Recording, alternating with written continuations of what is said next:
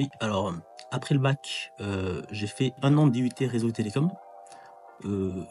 Venant d'une famille, pas très aisée, c'était compliqué de continuer parce que c'était, à 200 kilomètres de chez moi, donc il fallait un appartement et cetera et donc j'ai décidé de payer moi-même mes études. Donc pour cela, je suis reparti travailler pendant 4 ans pour avoir, 2 ans de CDI et donc pouvoir, après faire un congé individuel de formation qui m'a permis de faire, un BTS, au Greta et lors de lors de mon stage durant le BTS, j'ai eu une opportunité donc d'être pris en CDI dans une entreprise et c'est un de mes professeurs au Greta qui m'a parlé du CNAM et donc qui m'a montré que cette voie était possible, donc que je puisse directement rentrer dans le monde du travail et donc pouvoir subvenir à mes besoins tout en continuant, à être en formation. Donc c'est ce que j'ai décidé de faire et donc avec mon bac+2, j'ai continué en cours du soir donc pendant 7 ans, qui m'a permis d'avoir des évolutions de postes successifs,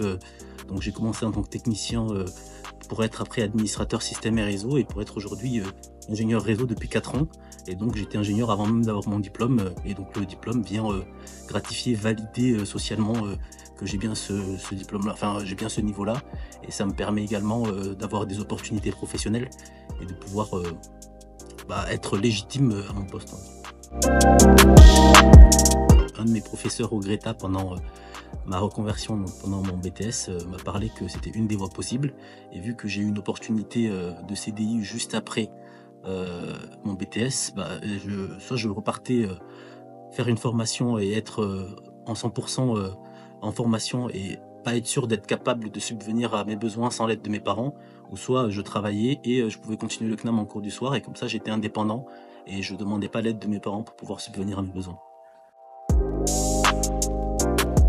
Le CNAM, a apporté, une certaine,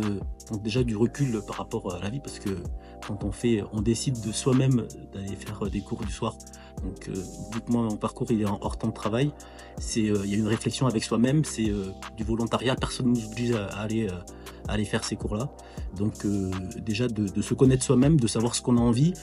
de se déterminer et puis, de se mettre un objectif et de s'y tenir et puis, de serrer les dents et puis, d'être résilient on va dire, aux épreuves et puis résilient au temps aussi parce que, il va falloir s'accrocher, il va falloir, être, fort pour, réussir à aller au bout du parcours et et donc en plus, de m'avoir permis des évolutions professionnelles donc j'ai pu évoluer professionnellement sans avoir les diplômes parce que j'ai pu justifier avec mes UE au CNAM donc au fil de mon parcours, j'ai pu, atteindre des postes et puis, jusqu'à aujourd'hui être, sur mon poste d'ingénieur.